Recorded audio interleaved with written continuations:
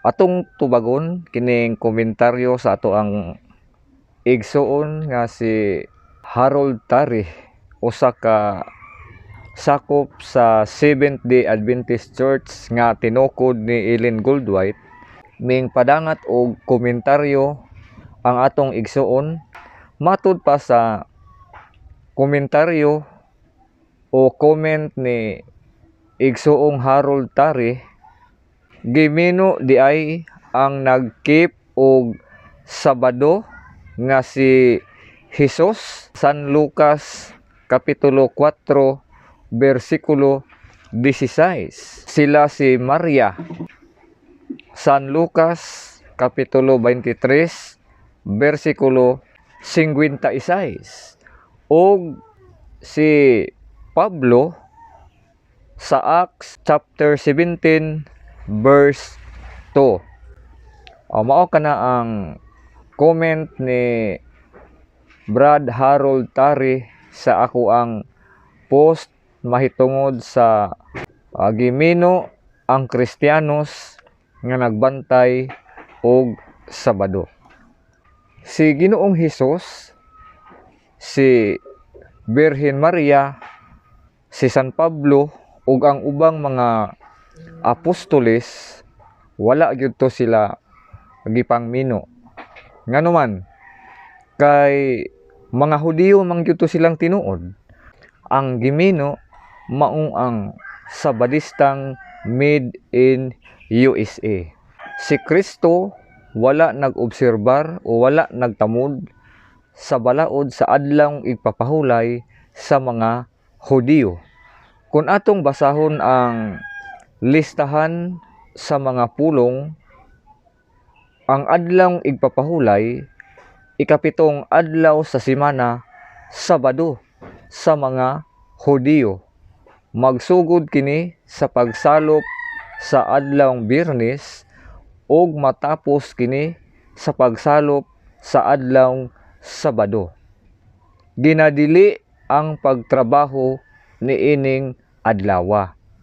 Ang balaod sa adlawng igpapahulay sa mga Hudiyo nga mao ang ikapitong adlaw sa semana, Sabado, gidili ang pagtrabaho niining maong adlaw. Busa klaro nga si Ginoong Hesus wala gayud mag-obserbar sa balaod sa mga Hudiyo sa adlaw nga igpapahulay. Kay si Ginoong Hesus nagtrabaho man siya atol sa adlaw nga igpapahulay. Kung atong basahon diha sa San Lucas Kapitulo 6 versikulo 6 hangtod sa 11, giayo ni Ginoong Hesus ang tawo nga kuyos og kamot. Unsa ning adlaw giayo ni Ginoong Hesus? Adlawng igpapahulay. Nasuko ang mga Sabadista. Laing teksto, San Lucas Kapitulo 13 versikulo 10 hangtod sa 17, giayo ni Ginoong Hesus ang babayi adlawng igpapahulay gihapon. San Lucas Kapitulo 14 versikulo 1 hangtod sa 6, giayo ni Ginoong Hesus ang tawo nga hupong ang kamot og bitiis adlawng igpapahulay gihapon kini nahitabo. San Marcos Kapitulo 1 versikulo 21 hangtod sa 28, giayo ni Ginoong Hesus ang tawo nga nayawaan adlawng igpapahulay gihapon kini nahitabo, mga kaigsuonan. Mao na nga si Ginoong Hesus wala gayud siya mag-obserbar o wala siya nagkeep sa adlawng igpapahulay sa mga Hudiyo nga mao ang Sabado. Kay ang balaod sa mga Hudiyo sa adlawng igpapahulay, bawal magtrabaho. Gani kung dunay masakpan nga nagtrabaho sa adlawng igpapahulay, sentensyahan kini og death penalty, pagabatuhon siya hangtod nga mamatay. Mao bitaw nay hinungdan nga giakusahan si Ginoong Hesus sa mga sabadista nga genuine, mga original nga mga sabadista nga gibungkag, gilapas ni Kristo ang adlaw igpapahulay. Nga mabasa nato diha sa San Juan Kapitulo 5 versikulo 18. Unsay basihan sa mga sabadista, mga genuine nga mga sabadista nga gilapas ni Kristo ang adlaw igpapahulay sa mga Hudiyo? Bawal magtrabaho. Unya si Kristo nagtrabaho man sa adlaw nga igpapahulay. Diha sa San Lucas Kapitulo 4 versikulo 16 nga nabatasan ni Ginoong Hesus nga musulod sa sinaguga matag adlaw igpapahulay, wala kana nagpasabot nga nag-obserbar o nagbantay si Kristo sa balaod pahulay sa mga Hudiyo. Ang tuyo ni Ginoong Hesus nga musulod sa sinaguga matag adlaw igpapahulay, dili aron nga mag-obserbar siya sa balaod sa adlaw igpapahulay, kundili ang iyang tuyo mao ang pagwali, pagpanudlo, pagkabig sa mga sabadista aron nga mutuo og musunod sa iyang mga gitudlo. Mao bitaw na nga kun atong ipadayon ang San Lucas Kapitulo 4 versikulo 28 hangtod sa 29, nangasuko pag-ayo ang mga Hudiyo nga tua sulod sa sinaguga ni Ginoong Hesus og gusto siyang patyon og ihulog sa pangpang. Muna nga ang mga Hudiyo, mga sabadista nga naa sulod sa sinaguga sa matag adlaw igpapahulay, nangasuko ni Ginoong Hesus. Kanang mga Hudiyo nga naa sulod sa sinaguga wala na mutuo, wala na musunod ni Ginoong Hesus. Nagpabilin gihapon na sila nga nagbantay sa adlaw igpapahulay nga ikapitong adlaw sa simana. Si Santa Maria ug ang laing Maria wala usab sila gipang mino. Nganuman kay sila tinuod man sila nga mga Hudiyo. Ang San Lucas Kapitulo 23 versikulo 51 hangtod sa 56 mao ang ilang katapusang pagbantay, pag-obserbar sa balaod sa adlaw igpapahulay nga mao ang ikapitong adlaw sa simana kun Sabado. Kay human mabanhaw si Ginoong Hesus ang ilang adlaw nga igpapahulay o adlaw nga igsisimba mao na ang adlaw nga Domingo.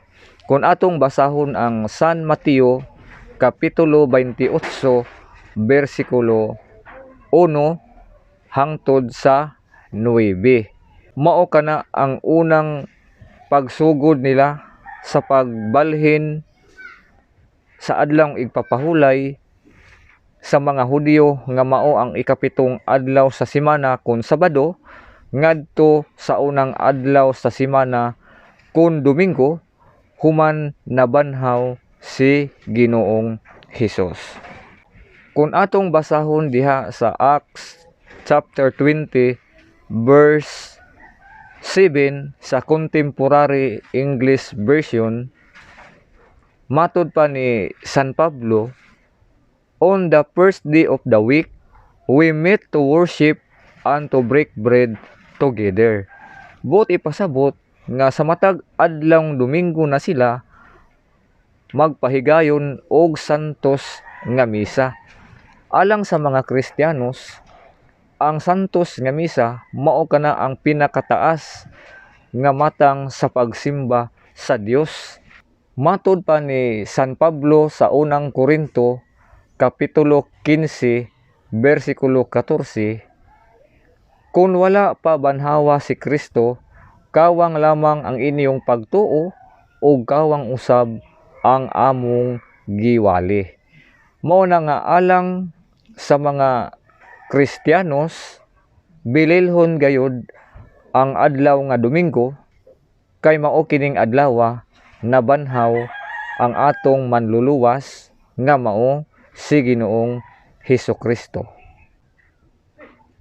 Ang Sabado o ikapitong adlaw sa semana kon Saturday, mao kana ang bililhon nga adlaw sa mga Hudyo kon Independence Day, kay ila kanang gipahinungod sa ilang kagawasan gikan sa pagkaulipon sa Ehipto.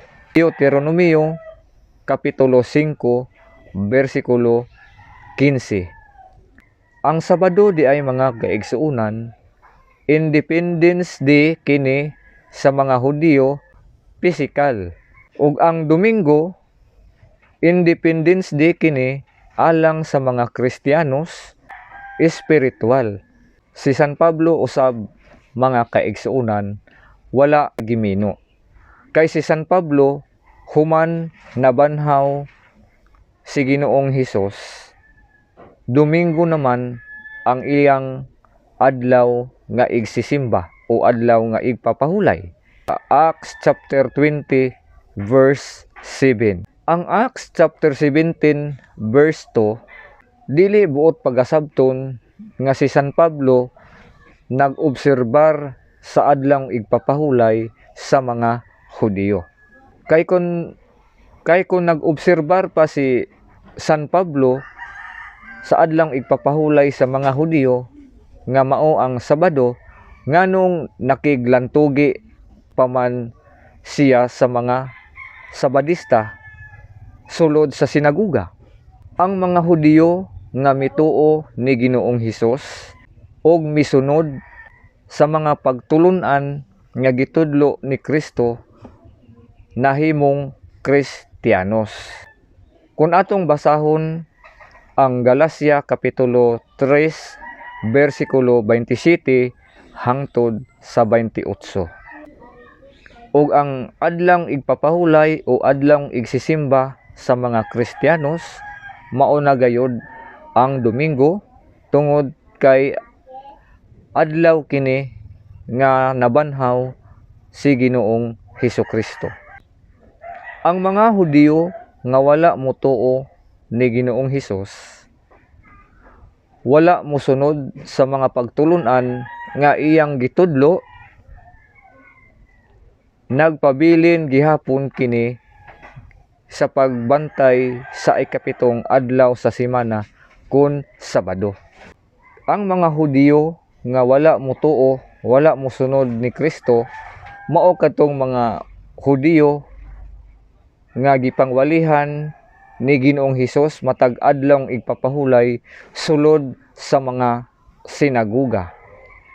Ug mao usab kining mga tawhana, mga Hudyo, ang giwalihan ni San Pablo aron nga mutuo sa maayong balita, apan kay ang mga Hudyo, mga Sabadista nga naa sulod sa sinaguga matag adlaw igpapahulay nga magkatigom, mga gahi man kini sila og mga ulo, kay dili man gayud sila budawat, dili sila musunod, dili sila mutuo sa pagtulun-an nga gitudlo ni Kristo. Mao na nga sa matag higayon, matag adlaw igpapahulay nga si San Pablo mosulod sa sinaguga, maglantugi sila. Kung atong basahon diha sa Buhat Kapitulo 17 versikulo 2, mabasa nato diha nga si San Pablo nakiglantugi sa mga Hudyo, mga Sabadista sulod sa sinaguga. Diha usab sa Buhat Kapitulo 18 versikulo 4 hangtod sa 5, mabasa usab nato diha nga si San Pablo nakiglantugi sa mga Hudiyo, mga Sabadista diha sulod sa sinaguga. Kung atong sabton nga nag-obserbar pa si San Pablo, si Ginoong Hesus, nga nung makiglantugi man sila ni San Pablo. Masabot gayud nato nga ang mga Hudiyo nga wala mo dawat, wala mo tuo ni Ginoong Hesus sa iyang mga pagtulunan nga giwali niya matag adlang igpapahulay didto sulod sa sinaguga, ug hangtod sa pagwali ni San Pablo nagpabilin gihapon sila nga nagbantay sa adlang igpapahulay nga mao ang ikapitong adlaw sa semana nga Sabado. Kay kaming mga Katoliko, ang among adlaw igpapahulay o adlaw nga igsisimba mao ang Domingo. Amo kining gisunod o amo kining nasunod gikan sa mga apostoles. Dinhi lang kita kutob, daghang salamat ug hangtod sa sunod higayon.